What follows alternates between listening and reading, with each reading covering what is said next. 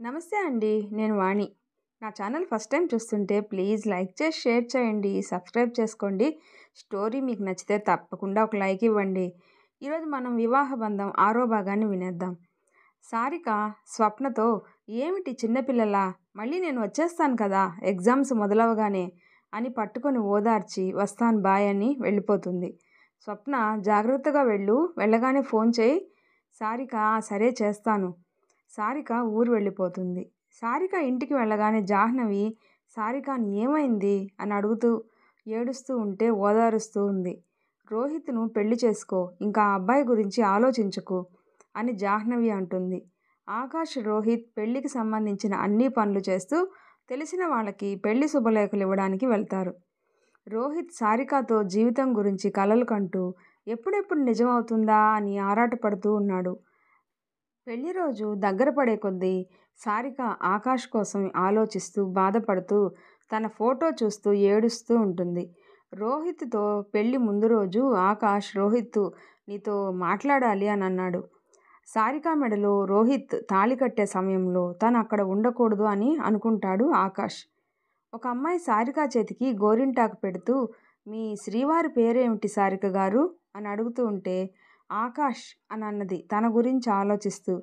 ఆ అమ్మాయి అయితే ఏ ఫస్ట్ లెటర్ అని చేతిపై వేస్తూ ఉంది. అందరూ రేపు పెళ్ళి అని వెళ్ళిపోయి పడుకుంటారు. సారిక భోజనం చేయకుండా పడుకుంది అని తల్లి జానకికి జాహ్నవి చెప్తుంది. సారిక గదిలో కూర్చుని ఆలోచిస్తూ ఉంది. అప్పుడే జానకి వచ్చి సారిక భోజనం చేయలేదంట, రేపు పెళ్ళి ఉంది కదా, ఇప్పుడు తినకపోతే రేపు పెళ్లిలో నీరసంగా కనిపిస్తావు, రా నేను తినిపిస్తా అని ప్లేట్లో భోజనం తీసుకొని కలిపి పెడుతూ ఉంది. రోహిత్ ఆకాష్తో మాట్లాడాలి అన్నావు కదా, ఏమిటి అని అడిగాడు. అప్పుడే పద్మ రేపు పెళ్లి పెట్టుకొని ఇంకా పడుకోలేదు ఏమిటి, పడుకోండి అంటూ అక్కడికి వచ్చింది. రోహిత్ పడుకుంటావమ్మా, ఆకాష్ ఏదో మాట్లాడాలి అంటే ఏమిటి అని వచ్చాను. ఆకాష్ అమ్మా నువ్వు కూడా ఉండు, నీతో కూడా చెప్పాలి. అప్పుడే జగన్నాథం గారు కూడా ఇప్పుడు ఏం మాటలు, రేపు పెళ్లి పెట్టుకొని ఏమున్నా రేపు ఉదయం మాట్లాడుకోవచ్చు, వెళ్ళి పడుకోండి అన్నారు. ఆకాష్ లేదు పెదనాన్న, ఇప్పుడే చెప్పాలి, మీరు వినండి, నేను రేపు అమెరికాకి బయలుదేరాలి, టికెట్ బుక్ చేశాను.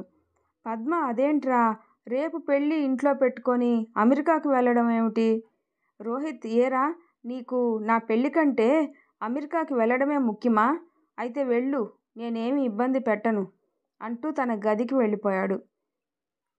ఆకాష్ రోహిత్తో నన్ను అర్థం చేసుకోరా, నువ్వే కదా ఆగిపోయిన నా చదువు పూర్తి చేయాలి అని అన్నావు, అందుకే ఇప్పుడు బయలుదేరి వెళ్ళాలి అని అనుకుంటున్నాను.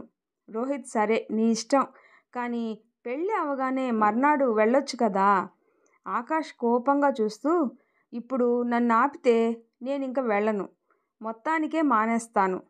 జగన్నాథం వాడిని వెళ్ళనివ్వరా రోహిత్, మళ్ళీ వాడి చదువు మధ్యలో ఆపేస్తే వాడి భవిష్యత్తు పాడు చేసినట్లు అవుతుంది, వెళ్ళనివ్వు, వాడి భవిష్యత్తు బాగుంటే చాలు. పద్మ కానీ ఇంట్లో జరిగే మొదటి శుభకార్యం వాడు లేకపోతే ఎలా అంటూ బాధగా ముఖం పెట్టి సరే నీ ఇష్టం వచ్చినట్టు చెయ్యరా, మళ్ళీ నువ్వు నీ నిర్ణయం మార్చుకోకు, నీ భవిష్యత్తు బాగుండాలి అంటే ఇప్పుడు నువ్వు వెళ్ళాలి, జాగ్రత్తగా ఉండు బాబు అక్కడ.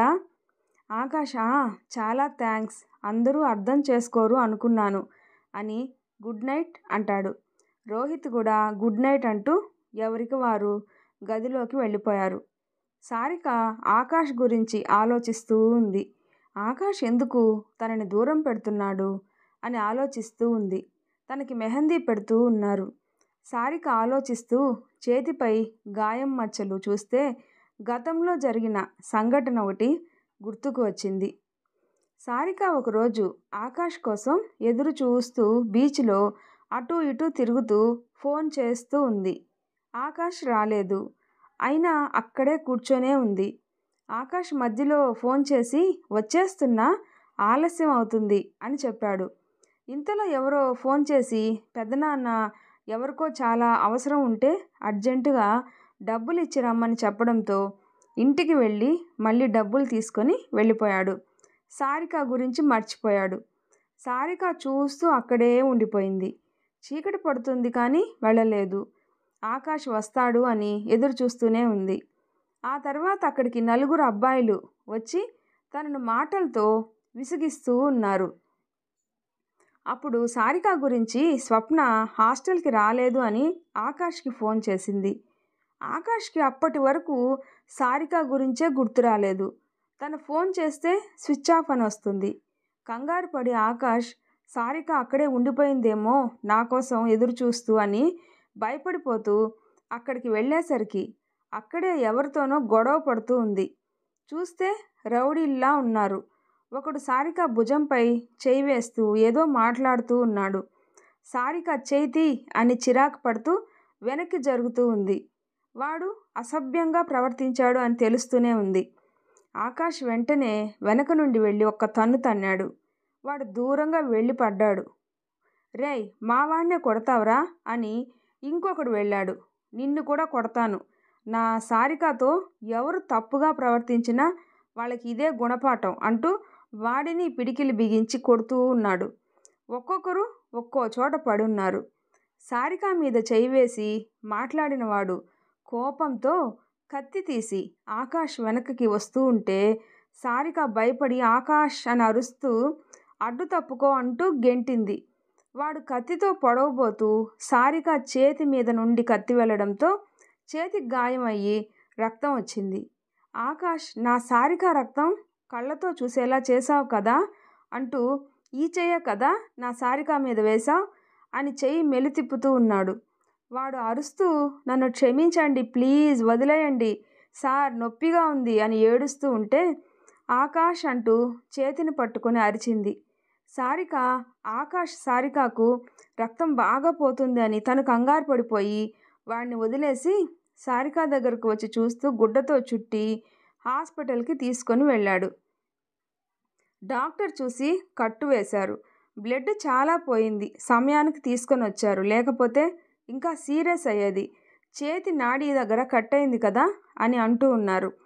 ఆకాష్ సారికను ఎలా ఉంది, నొప్పిగా ఉందా అని అడిగాడు చెయ్యి పట్టుకొని చూస్తూ. సారిక బాగానే ఉంది ఆకాష్. ఆకాష్ కోపంతో, అయినా అంతసేపు ఎందుకు ఉన్నావు అక్కడ? నేను రాకపోతే ఏదో పనుందేమో అందుకే రాలేదు అని వెళ్ళిపోవచ్చు కదా. ఫోన్ చేస్తే స్విచ్ ఆఫ్ వస్తుంది. నీకేమైనా అయితే ఎంత కంగారు పడుతూ వచ్చాను అని తల పట్టుకొని కూర్చున్నాడు.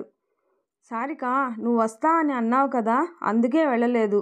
మళ్ళీ నువ్వు వచ్చిన తర్వాత నేను లేను అని బాధపడతావు అని అక్కడే ఉన్నాను. అయినా నేను ఆ రౌడీలు వచ్చి నన్ను ఏడిపిస్తారు అని ఊహించానా అని మొహం బాధగా పెట్టింది. ఆకాష్, అలా కాదు బంగారం, నేను ఉండమని వచ్చేస్తాను అని అన్నాను. కానీ చీకటి పడే వరకు అక్కడే ఒక్కదానివే ఉండిపోతావా? నేను సమయానికి రాకపోయి ఉంటే ఏం జరిగేది? నీకోసం ఎంతసేపైనా అక్కడే ఎదురు చూస్తూ ఉంటాను. ఇప్పుడే కాదు, జీవితంలో ఎప్పుడైనా నువ్వు నాకు దూరంగా ఉన్నా నీకోసం ఎదురు చూస్తూనే ఉంటాను ఎప్పటికీ. ఎందుకు అంటే నీతోనే నా జీవితం. నీకోసం ఎంతకాలమైనా వేచి చూస్తాను. ఆకాష్ అలా చూస్తూ, నా కోసం ఎంతకాలమైనా ఎదురు చూస్తావా అని తనను గుండెలకి హత్తుకొని ముద్దు పెట్టుకున్నాడు. సారిక, అవును ఆకాష్, నీతో జీవితం పంచుకోవడానికి ఎంత కాలమైనా ఎదురు చూస్తూనే ఉంటాను. నువ్వు నాకు దూరం అయితే ఆ క్షణం నా ఊపిరి ఆగిపోతుంది. ఆకాష్ చెయ్యి సారిక నోటికి అడ్డుపెట్టి, సారిక, ఏమిటి ఆ మాటలు? నా జీవితంలో ప్రేమ అంటే నీతోనే పంచుకోవాలి. నా మనసులో నీకు తప్ప వేరెవరికీ చోట్లేదు. ఈ దేహం ఉన్నంత వరకు నీతోనే నా జీవితం. ఈ జన్మలోనే కాదు, ప్రతి జన్మకి నీ తోడు కావాలి అని చెయ్యి పట్టుకొని ముద్దులు పెడుతూ అన్నాడు. సారిక కళ్ళల్లో నీళ్లు తిరిగాయి. ఆకాష్, ఐ లవ్ యూ అని హక్ చేసుకుంది.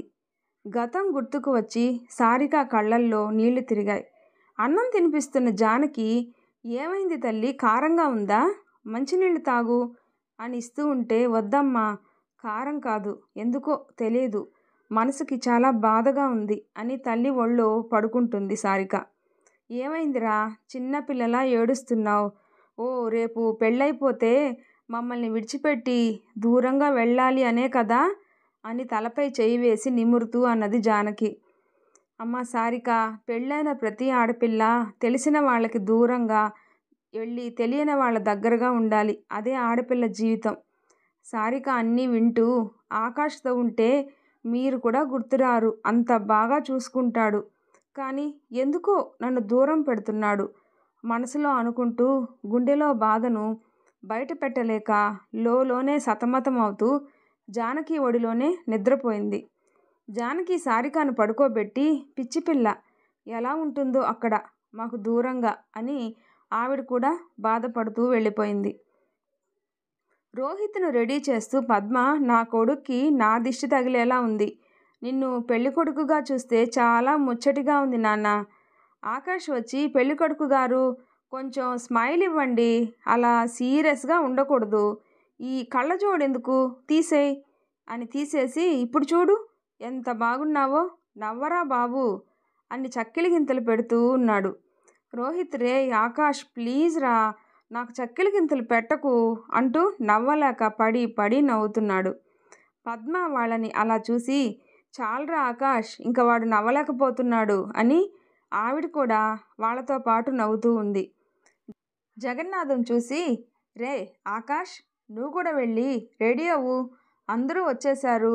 ఆకాష్, సరే పెద్దనాన్న, ఎలాగూ నేను నా లగేజ్ కూడా ఒకసారి చూసుకోవాలి, అన్నీ పెట్టుకున్నానో లేదో అని వెళ్ళిపోతుంటే, రే ఆకాష్, పెళ్ళయ్యే వరకు అయినా కూడా ఉండవా అని జగన్నాథం అడుగుతారు. లేదు పెద్దనాన్న, ఫ్లైట్కి టైం అయిపోతుంది, 1 గంటలో బయలుదేరాలి. పద్మ, అప్పుడేనా? అదేంట్రా, ఇంట్లో జరిగే మొదటి శుభకార్యం, నువ్వు కూడా ఉంటే బాగుంటుంది కదా, పెళ్ళి అయ్యే వరకైనా ఉండు నాన్న.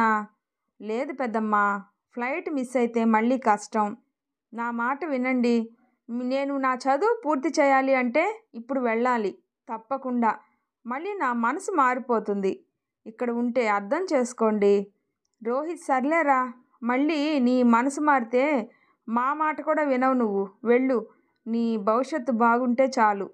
ఆకాష్, థ్యాంక్స్ రా, సరే ఇప్పుడే వస్తాను అని వెళ్ళిపోతాడు. రఘురాం వచ్చి, జానకి, అమ్మాయిని రెడీ చేస్తున్నారా? మగపెళ్లి వారు కూడా వచ్చేశారు, త్వరగా రెడీ చేయండి, నేను ఇప్పుడే వస్తాను. వచ్చిన వారిని అందరినీ లోపలికి పంపిస్తూ పలకరిస్తూ ఉన్నారు రఘురాం గారు. బుగ్గకి చుక్క పెట్టి, కాళ్ళకి పారాణి పెట్టి, నుదుటిన తిలకం దిద్ది, చేతులకి గాజులు వేసి, మెడలో నగలు పెడుతూ సారిక పట్టుచీరలో చందమామలాగా మెరిసిపోతూ పెళ్లి కూతురుగా చాలా అందంగా ఉంది. అద్దంలో సారికాను చూసి జానకి వస్తూ వెనక నుండి చూసి, ఎంత అందంగా ఉందో నా బంగారు తల్లి అని దిష్టి తీస్తూ నుదుటిన ముద్దు పెట్టుకుంది. అప్పుడే రఘురాం గారు, జానకి, అమ్మాయిని రెడీ చేశారా? అందరూ వచ్చేశారు అని అంటూ అడుగుతూ ఉన్నారు. జానకి, అబ్బా కంగారు పెట్టకండి, అమ్మాయిని ఎప్పుడో రెడీ చేశాం, మీరే చూడండి అని దగ్గరకు తీసుకొని వెళ్ళింది. రఘురాం అలా చూస్తూ, నా బంగారు తల్లిని ఇలా చూస్తే నాకు చాలా సంతోషంగా ఉంది అని తల మీద చేయి వేస్తుంటే సారిక ఆలోచిస్తూ ముఖం పెట్టుకుంది. ఇంతలో రఘురాం గారు, అక్కడ పంతులు గారు మిమ్మల్ని పిలుస్తున్నారు అని ఎవరో పిలిస్తే, సరే ఇప్పుడే వస్తాను అని వెళ్ళిపోతారు. పెళ్లి మండపంలో రోహిత్ పంతులు గారు చెప్తున్నట్లు పూజ చేస్తూ ఉన్నాడు. ఆకాష్ వచ్చిన వాళ్ళందరికీ కూల్ డ్రింక్స్ ఇస్తూ ఉన్నాడు. అప్పుడే జాహ్నవి చూసి, ఈ అబ్బాయి ఆకాష్ కదా, అక్క ప్రేమించిన అబ్బాయి, ఈయన ఇక్కడున్నారేమిటి అని దగ్గరకు వెళ్తుంది. ప్రేమించిన అమ్మాయిని మోసం చేసి, ఏమీ తప్పు మోసం ఎరగని వాడిలా ఇక్కడికి వచ్చి ఏం చేస్తున్నారు మీరు, అసలు ఇక్కడికి ఎందుకు వచ్చారు అని జాహ్నవి అడుగుతుంది ఆకాష్ను. ఆకాష్, హలో, మీరు ఎవరు అనుకుని నాతో మాట్లాడుతున్నారు, మీరు పొరపాటు పడ్డారు, చూసుకొని మాట్లాడండి అన్నాడు. తర్వాత ఏం జరుగుతుందో నెక్స్ట్ పార్ట్లో తెలుసుకుందాం. ఈ వీడియో నచ్చితే ప్లీజ్ లైక్ చేసి షేర్ చేయండి, సబ్స్క్రైబ్ చేసుకోండి. స్టోరీ ఎలా ఉందో తప్పకుండా కామెంట్ చేయండి. ప్లీజ్ సపోర్ట్ చేయండి. Thanks for listening.